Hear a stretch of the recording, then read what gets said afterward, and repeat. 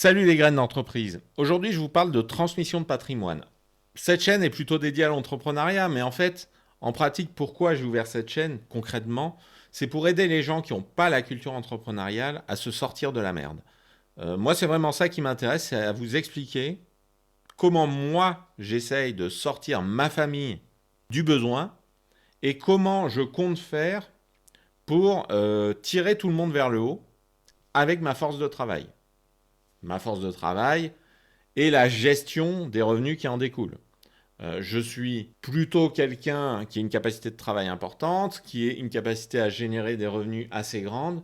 Comment je fais pour que mes enfants puissent en profiter, pour eux peut-être ne pas être obligés de travailler comme des dingues et de faire des choses plus constructives de leur vie. Et comme j'ai dit plusieurs fois, c'est à eux un petit peu de définir ça. Moi, je leur transmets des valeurs, je leur transmets une éducation, je leur transmets une culture, et je pense, j'espère qu'ils feront les bons choix. Un bon choix, si moi j'avais démarré avec beaucoup d'argent dans la vie, beaucoup d'argent, disons, avec suffisamment d'argent pour me dire j'ai de quoi survivre et je peux choisir un métier en fonction de mes appétences et de l'utilité que ce métier a, j'aurais sûrement été quelque part comme faire de la recherche, j'aurais sûrement peut-être été dans l'armée, dans la police, dans les forces de l'ordre, dans les pompiers, etc. En tout cas, j'aurais sûrement été vers des choses où je me serais senti plus utile pour la société. Aujourd'hui, effectivement, je fais mon métier pour l'argent. J'essaye d'avoir une utilité sociale, mais il faut dire ce qui est. Être chef d'entreprise, oui, on crée quelques emplois, oui, on paye des impôts, et oui, de temps en temps, on peut changer la vie de ses clients en leur apportant le service qui améliore leur quotidien. Mais c'est pas nous qui protégeons le pays des attaques atomiques. Voilà. Et ça, c'est un sujet. Le renseignement, c'est un sujet. Enfin, il y a tout un tas de sujets comme ça dans lesquels moi, je ne suis pas à titre personnel. Et je suis ravi que des gens le fassent. J'aurais peut-être été dans ce genre de métier plus utile si j'avais eu du patrimoine. Comment on fait du coup pour s'assurer que nos enfants aient du patrimoine? Et c'est là où il y a un truc super intéressant pour moi. C'est qu'on a cette image d'Épinal comme quoi la France, c'est l'enfer fiscal. Et en plus, la France taxe la transmission et on ne peut rien céder. C'est vrai, mais c'est faux. Pourquoi? Parce que on a effectivement des taux de transmission qui peuvent monter assez haut, jusqu'à 60% si on cède quelque chose à quelqu'un qui n'est pas de sa famille. C'est beaucoup, en effet. Et pour les enfants, on est sur des taux inférieurs à ça. Il faut savoir que si vous transmettez 100 000 euros de patrimoine à chacun de vos enfants, vous ne payez rien du tout. Et ça, c'est important. Et ce qui est encore plus important, je pense, c'est de comprendre que plus vous organisez la transmission de votre patrimoine, plus ce seuil augmente. Pourquoi? Parce que l'État français a décidé que les exonérations sur la succession, ce sont des choses qui allaient se faire tous les 15 ans. Vous pouvez transmettre du patrimoine. Vous pouvez faire ça de votre vivant. L'État aime bien que vous transmettiez de votre vivant. Et j'ai une question philosophique là aussi, une deuxième question philosophique, c'est ok, pourquoi transmettre? Je vous l'ai expliqué, selon moi, pourquoi transmettre pour sortir ses enfants de la merde? Et à quel âge transmettre son patrimoine? À quel âge on a besoin de cet apport d'argent et de sécurité?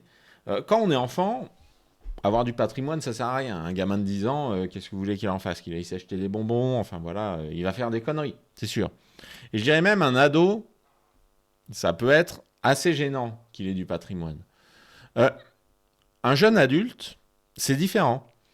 Quand vous vous lancez dans la vie, alors peut-être qu'il faut expliquer ça aux enfants, moi j'en suis pas là encore, mais peut-être leur expliquer, voilà, ok, tu n'auras pas de problème financier a priori, on s'en occupe, donc choisis la carrière qui te convient, où tu t'épanouis le plus et où tu as l'utilité sociale, si vous êtes comme moi, si ces considérations sont importantes pour vous, où tu as l'utilité sociale, ok, sans lui donner de détails. Mais à un moment, quand il va commencer à travailler, il va falloir qu'il s'en sorte.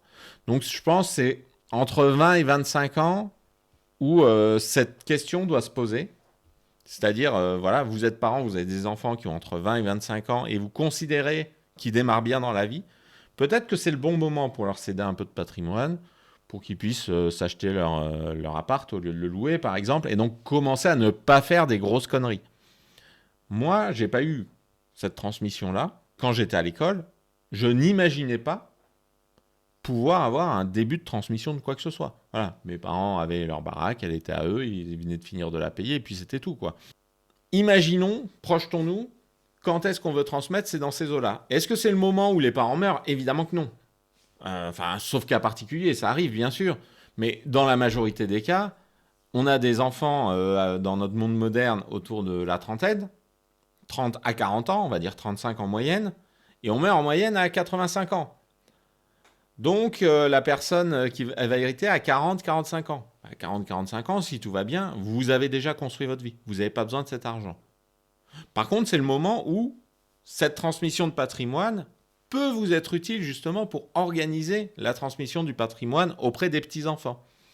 Donc, je pense que notre génération, on va dire entre 20 et 45 ans aujourd'hui, je pense que nos générations, on doit se poser cette question, non pas de dire déjà comment on transmet notre patrimoine, mais comment on transmet le patrimoine de nos parents, à qui, comment et comment on procède.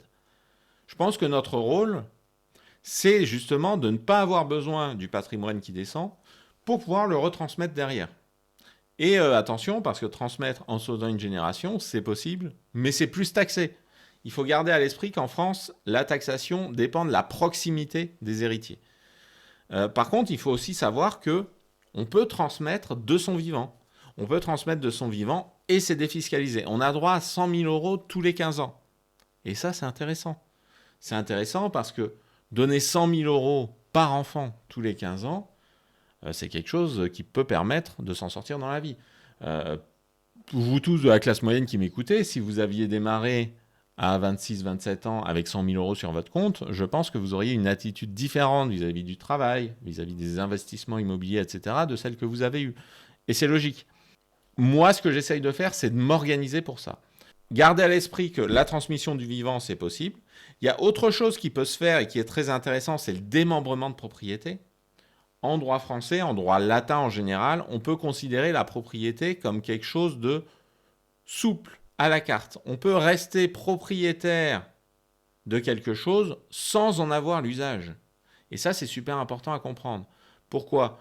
Dans ce sens-là, ce n'est pas forcément intéressant, mais quand vous transmettez les fameux 100 000 euros à vos enfants, et que vous leur avez transmis en gros tout le cash dont vous pouviez vous passer pour assurer votre fin de vie tranquillement, vous pouvez vous dire, ben oui, mais j'ai aussi ma maison, j'ai aussi mon entreprise, j'ai aussi des actifs à leur transmettre. Et comment je vais faire ça ? Vous pouvez le faire en gardant l'usage de ces biens, mais en leur donnant la propriété, en tout cas ce qu'on appelle la nue propriété, il y a la propriété théorique de ces biens. Et donc, qu'est-ce qui se passe concrètement dans le cadre d'une maison ? Vous êtes propriétaire de votre maison, vous la donnez à vos enfants, vous en donnez la nue propriété, vous gardez l'usufruit. Ça veut dire que concrètement, au quotidien, tout se passe comme si vous étiez propriétaire. C'est vous qui devez faire les petits travaux, c'est vous qui devez refaire les peintures. Si jamais vous décidez de partir, je ne sais pas où, vous pouvez le mettre en location sur Airbnb pour les vacances. Vous pouvez aussi le mettre directement en location pour déménager. Par exemple, vous dites c'est une grande maison, j'en veux une plus petite, hop, je la mets en location. Et pourtant, cette maison appartient déjà à vos enfants. Il y a un certain nombre de choses que vous n'avez pas le droit de faire. Vous n'avez pas le droit de détruire la maison, par exemple, parce que vous n'en êtes plus le vrai propriétaire. Mais tout ce qui est de l'ordre de l'utilisation normale de la maison, c'est vous qui le gardez. Quel est l'intérêt de faire ça ? Ça veut dire que ce démembrement implique, du moins dans la loi d'aujourd'hui, qu'au moment de la transmission, la maison est déjà à vos enfants et que la valorisation de l'usufruit ne se fait pas dans la transmission. Elle peut se faire dans des cas de vente, si vos enfants, par exemple, veulent vendre la maison à quelqu'un, et là on rentre dans un cas qui ressemble à un viager. Si vos enfants veulent vendre la maison, théoriquement c'est possible, tous les notaires vont vous conseiller plutôt de vendre la maison purement et simplement et de déménager, mais théoriquement c'est possible de la vendre pour une fraction de sa valeur, tout en ayant vous à l'intérieur qui reste usufruitier. Tous les notaires vont vous dire que c'est une mauvaise idée, mais théoriquement c'est possible. Pour des entreprises, des choses comme ça, c'est aussi possible. C'est un mécanisme qu'il est urgent, important de comprendre si vous êtes concerné. Donc là, je m'adresse, mon audience, c'est plutôt des gens qui sont en milieu de vie Et ma cible, c'est plutôt les gens qui sont en tout début de carrière. Donc, a priori, vous n'êtes pas directement concerné par ça. Mais sachez que ça existe et je pense qu'il faut prendre sur soi d'aborder la question avec ses parents, ses grands-parents, etc., les générations précédentes, en leur disant attention, si vous avez un patrimoine conséquent, si le patrimoine c'est moins de 100 000 euros chacun, laissez tomber. Vous ne posez pas la question, commencez pas à embrouiller vos parents avec des considérations qui peuvent être des sources de conflit, hein, parce que quand vous allez voir vos parents, leur disant au fait, tu te dépêches de crever un peu que je puisse hériter. Bon, c'est pas sympa. Mais bon, ça peut être un peu perçu comme ça. Par contre, voilà, si vous avez un patrimoine conséquent dans la famille, une grande maison de famille ou je sais pas quoi, ou justement un patrimoine normal mais que vous êtes enfant unique, alors peut-être que ça peut être intéressant d'organiser cette transmission de patrimoine. Et donc, il faut en parler à ses parents. N'hésitez pas à leur envoyer la vidéo d'ailleurs. Et si vous voulez justement pouvoir capter cette énergie et pourquoi pas la retransmettre directement à vos enfants, parce qu'a priori le jour où vous allez hériter, ce sera le jour où vous n'en aurez plus besoin, mais vos enfants en auront besoin. Si vous voulez pouvoir faire ça, c'est bien de diminuer le frottement fiscal. Et en fait, on peut le réduire à zéro ou quasiment pour les gens de la classe moyenne. Il faut vraiment en avoir conscience, il faut vraiment s'en occuper. Le plus simple, c'est d'aller voir un notaire, donc de conseiller à vos parents, grands-parents ou autres, d'aller voir des notaires, de leur poser la question de comment on transmet son patrimoine. Voilà, le démembrement, c'est valable aussi bien pour de l'immobilier que pour des actions. Donc tout ce qui est investissement en actions et tout ce qui est action d'entreprise, si vous êtes un petit patron ou si vos parents sont des petits patrons et que vous voulez pouvoir transmettre tout ça, vous pouvez le faire, vous pouvez faire un démembrement. Le mieux, c'est d'expliquer votre situation à un notaire ou un avocat spécialisé ou un spécialiste de la transmission. Allez leur poser ces questions, donnez-leur votre patrimoine, regardez tout ça et faites en sorte justement que ça se fasse le plus en souplesse possible, le plus progressivement possible et de préférence le plus possible de votre vivant. Qu'ils gardent, tous ces gens-là, la sécurité, qu'ils gardent le patrimoine, mais qu'ils s'organisent pour que, au maximum, tout le travail qu'ils ont mis de leur vivant, ça revienne à leur famille. Après, il y a des gens qui s'en foutent, hein, c'est leur choix. Mais pour moi, tout le travail que je fais, c'est un peu pour ma sécurité, mais surtout pour sortir mes enfants de la merde, pour sortir mes enfants des petits boulots chiants et pour m'assurer qu'ils puissent faire quelque chose d'utile, d'important et qui leur tient à cœur. Voilà. Alors, si ce que je vous ai dit vous a intéressé, n'hésitez pas à mettre un pouce bleu. Si tous les sujets autour de l'entrepreneuriat, de la progression sociale et de comment on utilise son travail pour se sortir de la difficulté vous intéressent, abonnez-vous. Si vous êtes intéressé, il y a un serveur Discord où on peut discuter de tout ça. Et sinon, il ne me reste plus qu'à vous souhaiter une bonne journée.